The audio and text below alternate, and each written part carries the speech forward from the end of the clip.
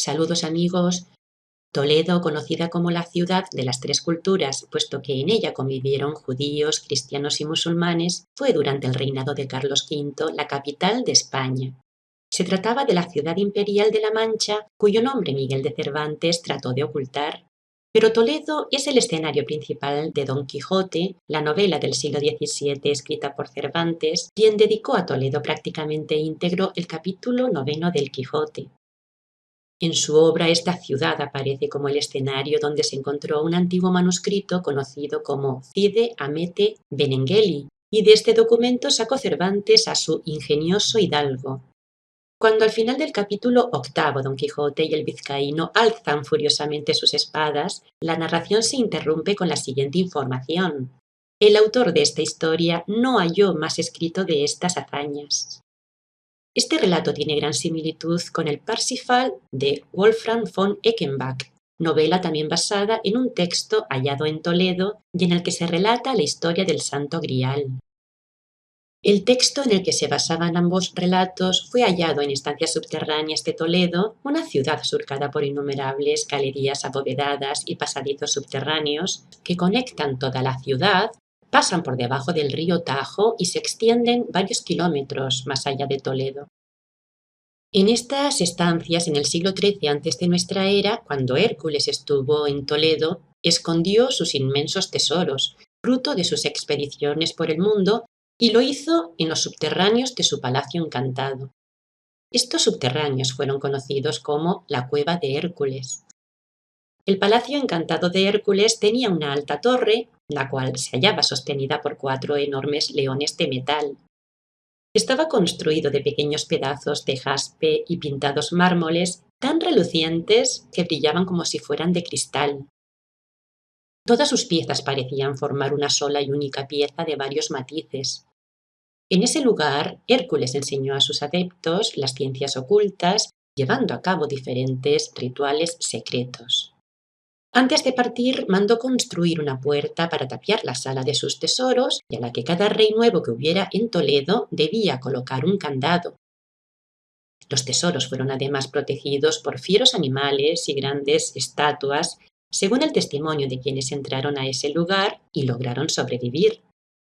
Porque se trataba de un recinto misterioso cuyo ingreso estaba prohibido a los mortales y cuyo desvelamiento acarreaba grandes males.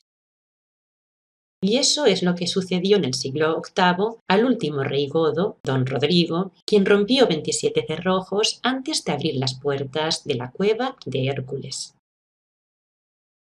En su obra Rodrigo, la Torre Encantada, el marqués de Sade escribió lo siguiente: mientras el peligro aumenta, el desgraciado monarca está en vísperas de ser echado del trono. Se acuerda entonces de un monumento antiguo que hay por los alrededores de Toledo, el que llaman Torre Encantada. La opinión vulgar cree que está llena de tesoros. El príncipe corre a ella con el propósito de aprehenderlos, pero no es posible entrar en el tenebroso reducto. Una puerta de hierro provista de 1000 cerraduras le impide también el paso, que ningún mortal ha podido todavía penetrar en ella. En lo alto de esta puerta terrible se lee en caracteres griegos: no te acerques si temes a la muerte. Rodrigo no se asusta por esto, se trata de sus estados. Toda esperanza de encontrar fondos está perdida. Manda romper las puertas y sigue adelante. Según diferentes autores, cuando don Rodrigo entró a la cueva de Hércules, los soldados estaban temerosos por las leyendas que de este recinto habían escuchado en su niñez. Primero vieron una gran puerta y luego otra más pequeña, y cuando entraron por ella, exhalaron un grito de sorpresa al hallarse en una gran sala cuadrada, en medio de la cual había una enorme estatua. Un hombre de atléticas formas, armado de gran manera y con un brazo extendido, sostenía una escritura que decía lo siguiente: tú, tan osado que este escrito leerás, que así por mí fue poblada y conquistada España, así será por ti despoblada y perdida. Y quiérote decir que yo fui Hércules el fuerte, aquel que toda la mayor parte del mundo conquisté y a toda España. El monarca continuó y abrió otra puerta penetrando en otra estancia igual a la primera. Sobre un pilar en un extremo de la habitación y alzado sobre el suelo había otra estatua de un gigante con una pesada maza en la mano y con el gesto de querer atacar hacia el suelo.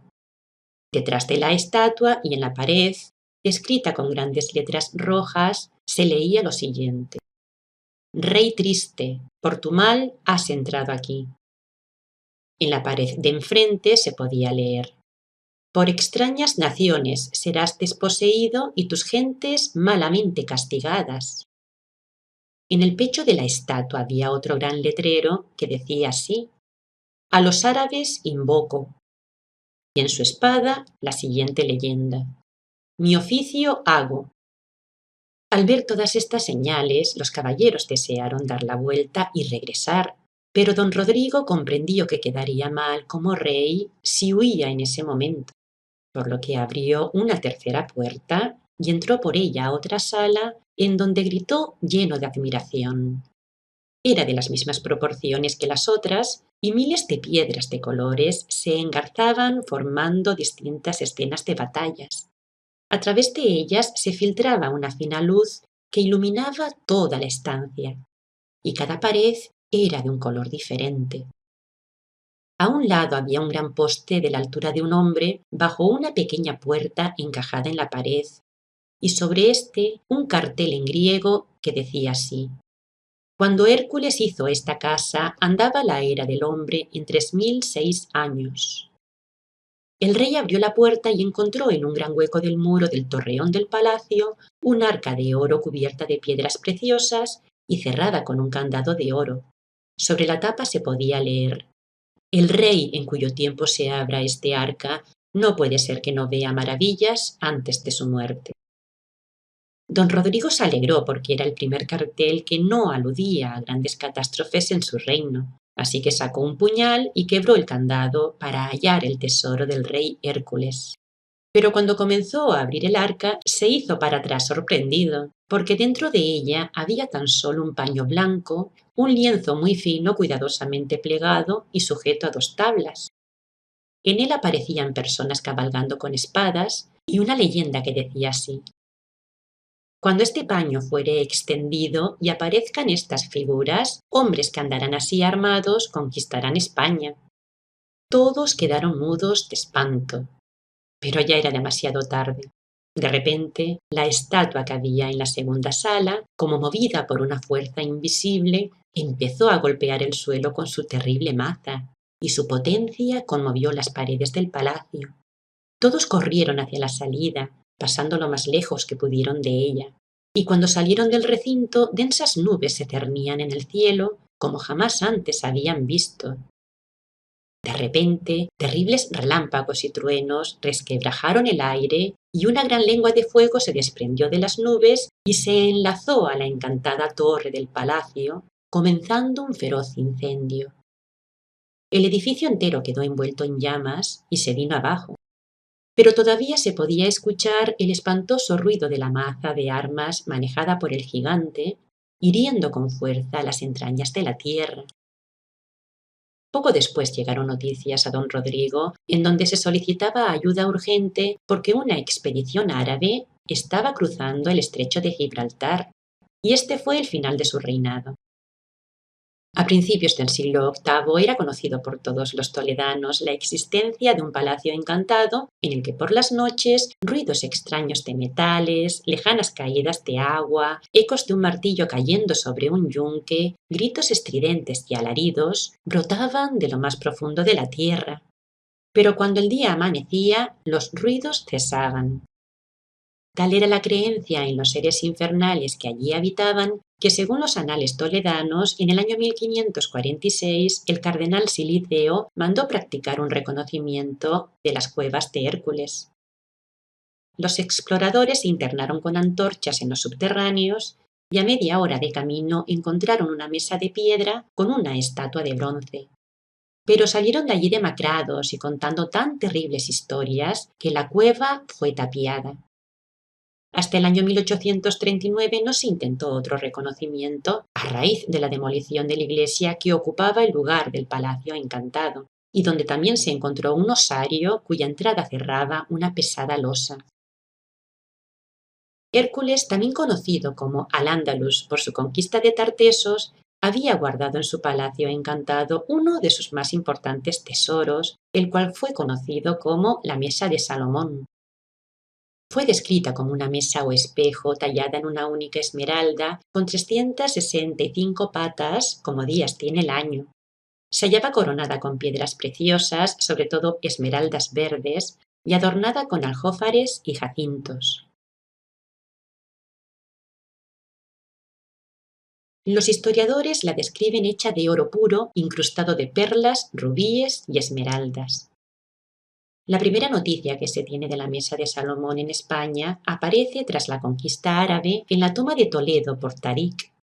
Ben Qutayba, en su obra Imamat Wasi Asad, escribió lo siguiente: Luego Musa marchó a través del país hasta que llegó a la ciudad de los reyes, Toledo, donde encontró un palacio llamado Mansión de los Monarcas, denominado así por la circunstancia de haberse hallado allí 24 diademas de oro, una por cada uno de los reyes que había reinado en España.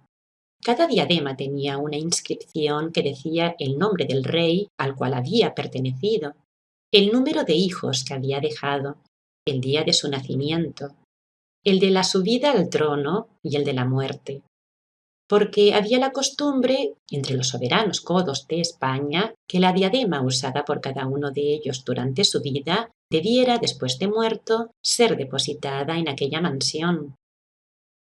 Además de estos tesoros, Musa encontró en el mismo palacio una mesa en la que estaba el nombre de Salomón, hijo de David, y otra mesa de ágata.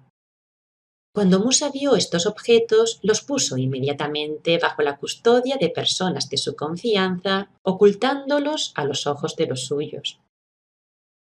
Para los árabes, la mesa de Salomón tuvo una gran difusión en el relato titulado La casa cerrada de Toledo en las 1001 noches. Y no se sabe ya nada más de ella. Hay quien sostiene que no llegó a salir de España y que aún se encuentra en los subterráneos del Palacio Encantado del rey Hércules, siendo custodiada por gigantes estatuas que tienen la capacidad de moverse con tal de protegerla de los ladrones. Hasta pronto, amigos.